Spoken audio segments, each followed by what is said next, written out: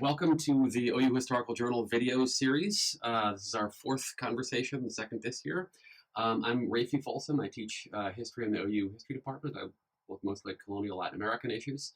And I'm happy to be joined this afternoon by Professor Alan Levinson and Rita Thompson. I'm a student of both of ours, actually. Professor Levinson holds the Schusterman Josie Chair in Judaic History and has written extensively on the Jewish experience for both scholarly and popular audiences. Among his many publications are Between Philo-Semitism and Anti-Semitism, Defenses of Jews and Judaism in Germany, 1871 to 1932. The Making of the Modern Jewish Bible, which came out in 2011. And now he's the general editor of the Wiley-Blackwell History of Jews and Judaism. It's doubtless going to be a very fascinating and authoritative, collective, edited volume, if you will.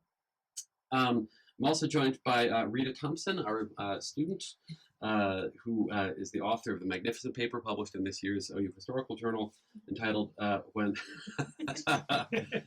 Movie Magic Conjures Historical Amnesia, the Overpersonalization and Simplification of the Origins of Nazi Anti-Semitism in Film. And she's also recently become a McNair Scholar, which is a prestigious program aimed at helping students prepare for graduate school. And hopefully she's going to be studying history, preferably of the Latin American variety, in the years to come. So welcome to you both. I thought I would begin with Dr. Levinson. If you could just talk a little bit about the course in which this paper was written, some of your aims for it, how you help students produce their work and help Rita produce the magnificent work that she did. Sure. Well, thanks, Rafi. And my original idea was to focus this history colloquium on one event, which was the Berlin anti-Semitism debate of 1881. And then I realized pretty immediately that was going to be way too narrow a focus. So I broadened the course to politicizing prejudice, and I decided that I would take students through the history of European racism in the 19th century, talk about nationalism and definitions of nationalism in the 19th century, and also talk a little bit about the changes in anti-Jewish sentiment in the 19th century, which went from a fundamentally anti-religious-based hostility to a more nasty, racially and nationalistically infused hatred. Mm-hmm. And that's how the course developed. And so we had a pretty good collection of students, mainly Europeanists, but a couple of Americanists as well. And because, of course, eugenics and race science spills over to this country, and needless to say, so does nationalism. And what we did is spend the first several weeks of the semester reading some of the real classics in these areas. Classics is all horrible material. So by classics, I don't mean good stuff. I mean horrible stuff, but important and influential stuff.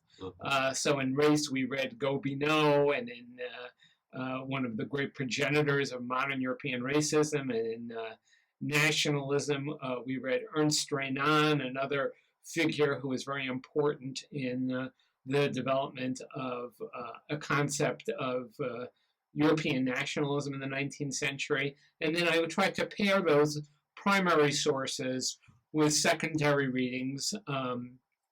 And in those two cases, so I had the students read Toward the Final Solution by George Mosse, which is a classic in tracing European racism, and I had students read passages, not the whole book, but chapters from Benedict Anderson's Imagined Communities, which is also regarded as one of the classics in nationalism. A good classic in this case. A good classic. Right. The secondary literature is good, is important and good. The primary literature is hair curling and horrid, but again, very influential. And after about 6 weeks or so, we started to move into more specialized topics, which I won't get into. And by then, students were supposed to have chosen a topic. And Rita's topic, I'm going to let her talk about it, but I think it was an excellent choice, and I had several students who made excellent choices in selecting a primary-based topic, and that often meant sticking to English language, Mm. even though we were doing a lot of European history, and it also meant choosing primary sources where secondary sources that talked about this material could be found, and hopefully some of the reading from the class could be brought to bear on what the students actually researched. And I would have to say, in that little checklist, Rita hit all the boxes. So I think for now, I'll just pass it on to Rita. Can I just ask you a quick question? Because this is something I'm interested in, because I study Latin American history, I teach Latin American history, and I want students to have a full-fledged research experience, but a lot of times students don't speak the original languages. And could you just talk for a couple moments more about how you help students find primary sources that in languages that they knew, and what maybe some of those sources were, so that our audience of prospective students can think about what historical research is? Sure. Well, I mean, I do primarily intellectual history. So even though I've spent some time in archives checking out earlier manuscripts and checking out essentially the student notebooks of books that later got printed, by and large, I myself only work with printed material. So as an intellectual historian, in some ways it's easier for me if there are sources written in another language, so long as there's a decent translation. It's not that hard for me to point students in that direction. So for instance, one of my students in that class that Rita was in wanted to work on Friedrich Schleiermacher, a German Protestant theologian who had a lot to do with trying to de-Judaize Christianity in 19th century culture. So fortunately, Schleiermacher has all been translated into English. And even though maybe the students can't read every last secondary source, because a lot of it is in German, in terms of working with the primary sources, these translations are available. Either I know the translations myself, or I frankly send students to the reference librarians here at the Bizzell Library where we're shooting, because they're usually very good at locating these things. And then, of course, the main thing is students generally want to do too big a topic. And I spend a lot of my time bashing them into smaller, more modest frameworks that they can work on successfully, and don't feel that they have to write the definitive 1,000-page volume on X or Y or Z, which is not the point in an undergraduate class. Indeed. Yeah, I think it's also important to remember that you can do completely original, valuable, historical research right here in a library. I think there's a sense that we historians sometimes have, oh no, you have to go to the archives of the Duke of whatever in the middle of nowhere to sort of slog through horrible primary source documents. But no, I think you can make very serious contributions right here in Bizzell Library. May I add something? Sure. And that is, I think, becoming even more true with digitization of other sources. In other words, I think there was a time when there was no substitute for going to, say, the Massachusetts Historical Society. But now almost everything, if you're an Americanist, almost everything from the early Republic is digitized and available. So now one tries to go to archives, at least in part for the experience of working in an archive and working in the place where the events actually occurred, which is also very, very valuable. But for an undergraduate paper, often you can do it from the comfort of your laptop. Frightening, but true. Indeed. Rita, could you tell us a little bit about your paper? It was a paper that's based on some unconventional sources, some interesting sources. Can you tell us how you got the idea for this paper and how it developed as you wrote it? Well, actually, I got the idea from Dr. Levinson because I wrote a short piece when we first started the class about our what kind of experience we'd had in anti-Semitism or prejudice and different, what kind of educational background we'd had in that field. And so really the only thing that I knew was what I'd watched on documentaries or television, just short pieces in history in school. But mostly I realized that these films had really been influential in shaping the way I thought about Nazi anti-Semitism. And then as we got more into the course, I realized that they left so much out, and I really put too much stock into them, and that there was definite slants in certain ones. And so that's basically what I addressed in my paper, was about what they weren't showing, and the message that they did send, and how that was different than the reality. The biggest, I guess, challenge I had in writing my paper was trying not to come off as a Nazi apologist or Hitler apologist, because that wasn't I wasn't trying to make that distinction to say that, well, it's not their fault that they were anti-Semitic. But I was just trying to say that the films put so much that almost that they invented the idea of anti-Semitism in Germany. Rita was a lot more concerned with this than I was. I knew she wasn't going to come off as a Nazi apologist. Yeah, this is good. I don't think anybody would expect that from you. We read some of that material in the class, so you're kind of more cognizant of that element when you're reading some of those those directed readings that he gave us with these apologists in the Berlin anti-Semitic debate, for instance. And so it was, have that in my head. And then I'm trying to write this paper saying there's more to this anti-Semitism than the documentaries show. So if I could kind of recap a little bit what your paper is about, and you can correct and critique, but just for the sake of our audience, my understanding is that you were looking at kind of documentaries of the CNN variety, or kind of more popular documentaries dealing with kind of Nazi anti-Semitism.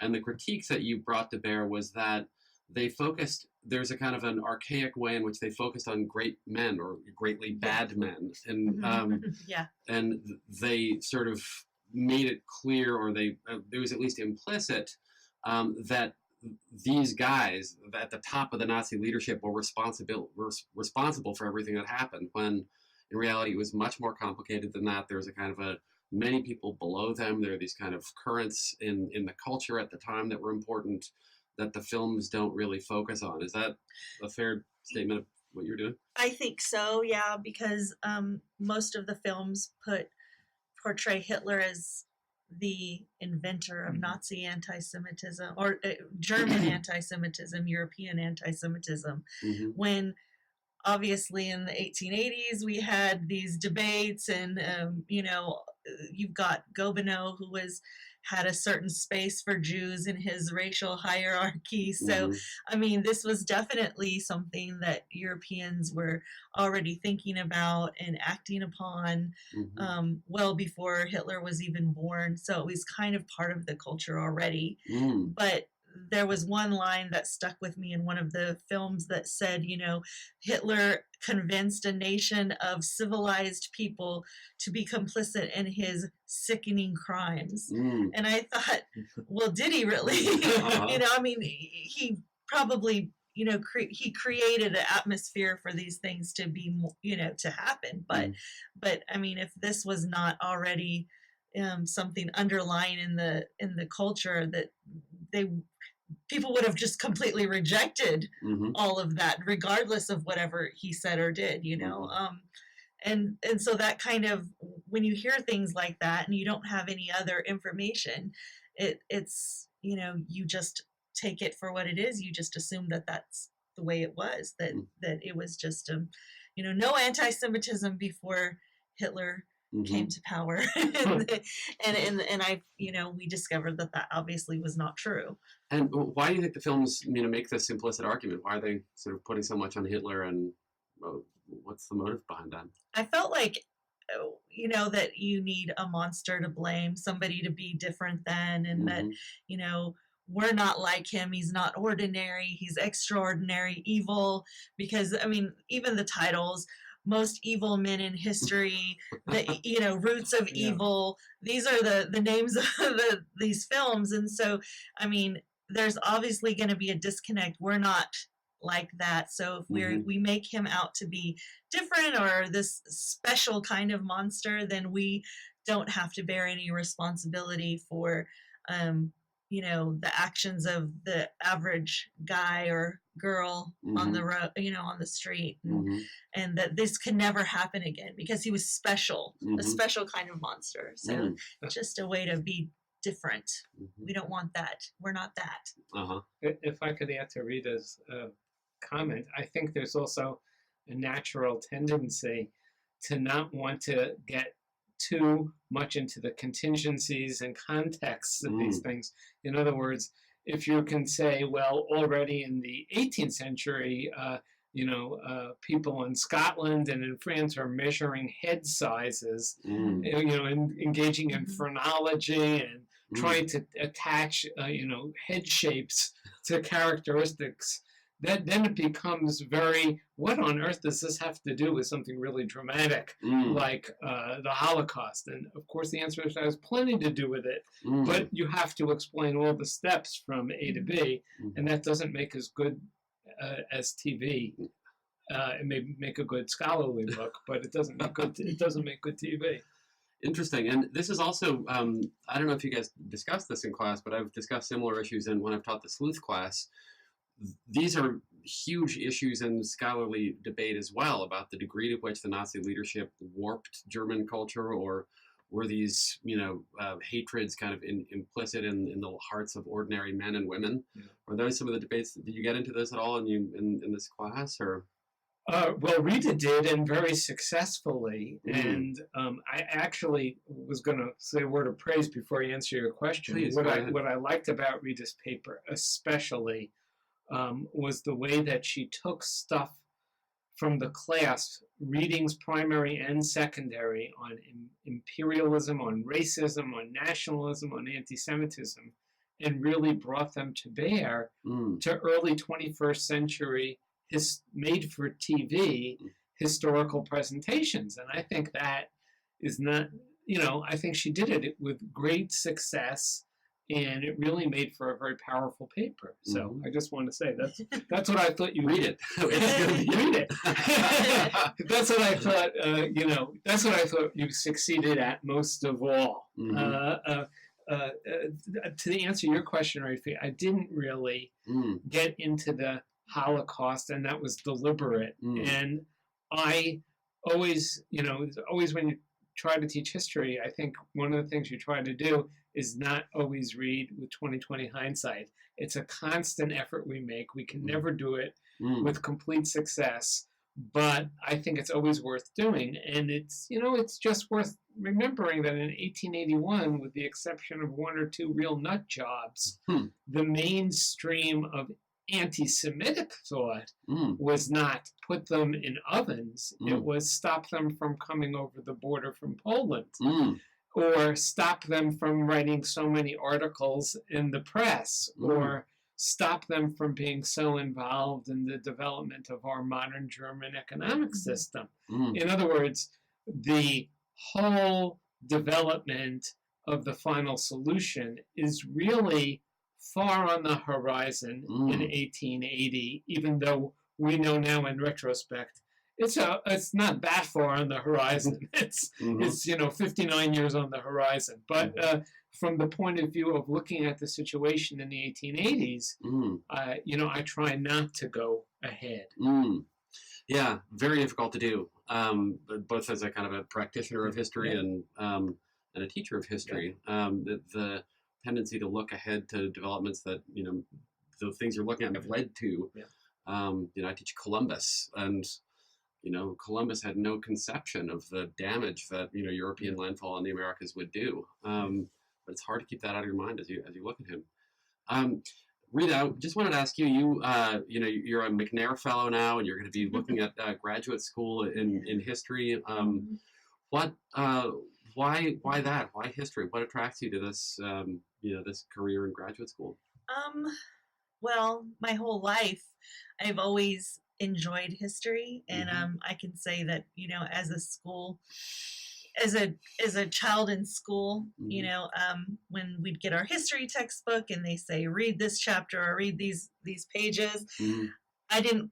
I wanted to know what happened next, and so I could never stop at page 35. I just kept going, and so it's always been something that was so interesting. And I get that question a lot from other students and from sometimes from family. What is so interesting?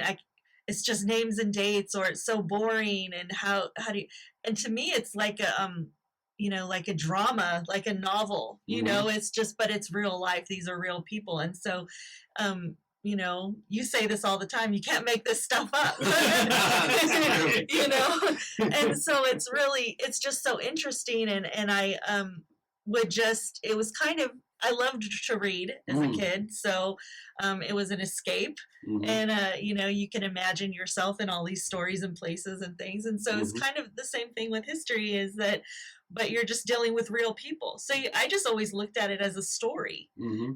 a different type of story, and I still see it that way. As it's just got more depth now, more because I'm in a college level and thinking grad school mindset now, that you're looking at it from different perspectives. You're going deeper into character and who these people really were, or events. But those are the same things that make a great novel, is character development and all of that. And so I've just always really enjoyed the story, just to know what happens next. Mm-hmm. Yeah, it's interesting. It reminds me, there's a speaker who came recently to talk about a political science scholar, scientist, who's talking about kind of mathematical modeling of violence in modern Mexico. And I mean, it's pretty obscure technical stuff, extremely important, extremely interesting. And I asked her, how did you end up getting a PhD in this? And she said, it's just passion for the subject matter. And I think that, I don't know if I speak for Alan in this, but I think that a lot of us ended up going into history for exactly that, or going into whatever it is that we study in an intensive way for exactly the reasons that you just said, passion for the subject matter and finding it kind of compelling, maybe even for reasons that you can't quite articulate, but want to pursue further. I think it's a great way to get started. Yeah, if you enjoy a good story, there's nothing like history. So Absolutely. I mean, that's the way I've always looked at it. Yeah, just a great story. Mm-hmm. It's just our story. It is. And different historians have different abilities and interests. I'm very conceptual in my interests, and I do a lot of religion and philosophy, but I've never been particularly successful at plotting a narrative and telling the story simply, or not so simply, but telling the story and getting the narrative straight. That's never been a strength of mine. And at the risk of stepping on another interview with Rita next year, Rita just did a great paper on the reconstruction of the Philadelphia Bible riots in the 1840s, and really retells that story in a way that is, I think, much more believable and compelling than the way it's been told up until this point. And, you can have students who are very, very good at doing something you may not be that great at doing. And it's one of the things that I think about history is there are different ways of going about it and being a historian. Absolutely. I think that's fascinating. Now you've opened a can of worms with these Bible riots. Can you tease your next year's interview? Tell us a little bit about the Bible riots. That was fun because I've only been doing usually British or European history, and so this time I did something in American history, and it was Protestant Catholic animosity in antebellum Philadelphia, 1840s, Philadelphia, New York, over which Bible to use in the classroom. Protestants wanted King James Bible, which was what they were using, and Catholics protested and asked that they be able to use their own biblical translation, the Douay Rheims, and violence ensued, basically, because this was the beginning of American nationalism and a lot of the things that we discussed in this class with that we discussed the Nazi, anti-Semitism, and but I kind of took some of that and I saw it in in America, and that because there was this anti-immigrant, same thing as what was happening in Germany and Central Europe, Austria, this anti-immigrant, which was really anti-Jewish, but this time it was anti-immigrant, anti-Irish, anti-Catholic in Philadelphia. So there's a lot of, similarities in some of the subject matter. And there's also a religious element, Jewish in that case and Catholic in this case. A fear of the Pope being able to rule, through all of these, influx of immigrants, and what is Americanism? What is an American? What's a good American? What's the ideal American? And so all of these things were playing out in Philadelphia and New York, and you have majority, minority, conflict over what is true American ideals, and let's keep them out and keep us pure. And it was kind of the same thing that was happening in Europe for my other paper. We don't want the Jews and their influence, their undue influence over our children. We don't want them being school teachers. We don't want them being in the law and attorneys, judges. All of this was happening in Europe. So it's, very, very similar material. So they do relate. I guess we could talk about that too, because there's a lot of relating, between them. There's a lot of similarity.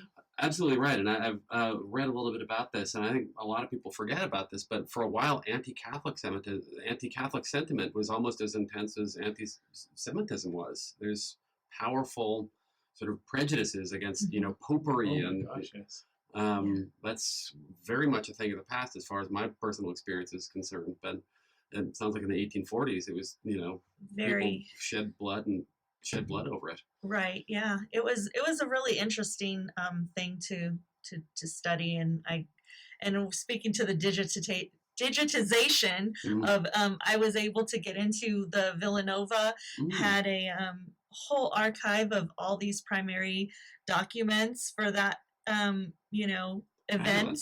And so I was able to use their resources just from home and read people's letters and journals. And so it was easy to do. Then, I didn't have to go to Philadelphia to do it, to get in those archives. And I was still able to look at a lot of primary resources. Sounds like a hell of a paper. Love to read it.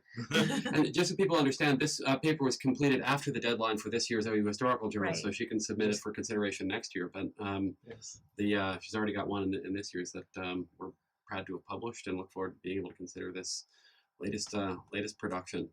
Alan, is there anything you'd like to add to the conversation? Things that our viewers need to know that they haven't heard yet, or can we maybe declare victory and go home? No, I think this is a good place to end, and I just would say that for those who don't know, all of every year, every semester, I think we try to have one capstone mainly for Americanists, and one capstone mainly for Europeanists, and one capstone we try to have one capstone that overlaps both areas, or somebody who's not in that area, comparatives capstone, and often a colloquium, and I think that's very useful for our students. Absolutely. Well, with that, many thanks to our guests, and look forward to reading this next submission of yours. Anyway, great work. We're done. Thank you. Thank you.